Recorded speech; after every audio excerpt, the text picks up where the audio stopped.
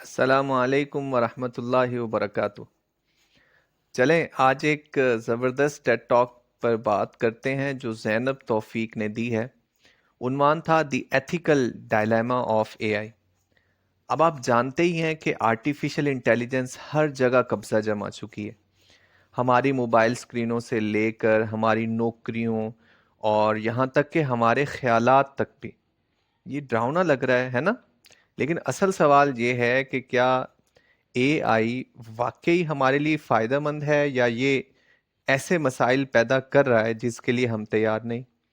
زینب توفیق نے بہت آسان الفاظ میں سمجھایا کہ اے آئی اصل میں چیزوں کو بہتر اور آسان بنانے کے لیے بنائی گئی تھی، لیکن مسئلہ یہ ہے کہ اے آئی بالکل بھی نیوٹرل نہیں ہے۔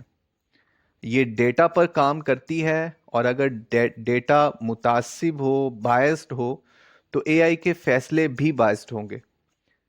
چلیں 1 منٹ کے لیے سوشل میڈیا کی بات کرتے ہیں۔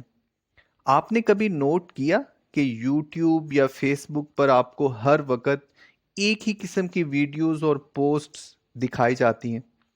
یہ سب اے آئی کر رہی ہوتی ہے، لیکن مسئلہ یہ ہے کہ اے آئی کو سچائی کی کوئی پرواہ نہیں ہے۔ اسے بس یہ چاہیے کہ آپ زیادہ سے زیادہ وقت آن لائن گزاریں، اس لیے یہ چونکا دینے والی، سنسنی خیز اور انتہا پسندانہ چیزیں دکھاتی ہے، کیونکہ یہ ایسا مواد زیادہ وائرل ہوتا ہے۔ نتیجہ، لوگ ایکو چیمبرز میں پھنس جاتے ہیں جہاں وہ صرف وہی معلومات دیکھتے ہیں جن میں وہ پہلے سے یقین رکھتے ہیں، اور یوں غلط معلومات، مس انفارمیشن اور پروپیگنڈا تیزی سے پھیلتا ہے۔ اب آتے ہیں سیکیورٹی اور سرویلنس، نگرانی کے مسئلے کی طرف۔ اے آئی اب چہرے کی شناخت، ٹریکنگ اور رویے کا تجزیہ، بیہیویئر اسیسمنٹ کے لیے استعمال ہو رہا ہے، لیکن کیا ہوگا اگر اے آئی کسی کو غلطی سے مجرم سمجھ لے؟ بالکل ایسا ہو رہا ہے، اور یہ صرف ایک چھوٹا سا مسئلہ نہیں بلکہ ایک بہت بڑا اخلاقی بحران بنتا جا رہا ہے۔ لیکن اصل خوفناک چیز، اے آئی پر چلنے والے خود مختار ہتھیار، اٹونومس ویپنز۔ تصور کریں ایسے ہتھیار جو خود فیصلہ کریں کہ کسے مارنا ہے اور کسے زندہ چھوڑنا ہے، اور اگر اے آئی نے کوئی غلط فیصلہ کر لیا تو اس کی ذمہ داری کس پر ہوگی؟ حکومت، سافٹ ویئر بنانے والے، یا خود اے آئی؟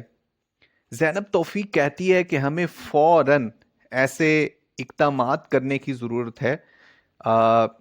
اے آئی کے لیے سخت قوانین بنائے جائیں تاکہ اسے صحیح سمت میں رکھا جا سکے۔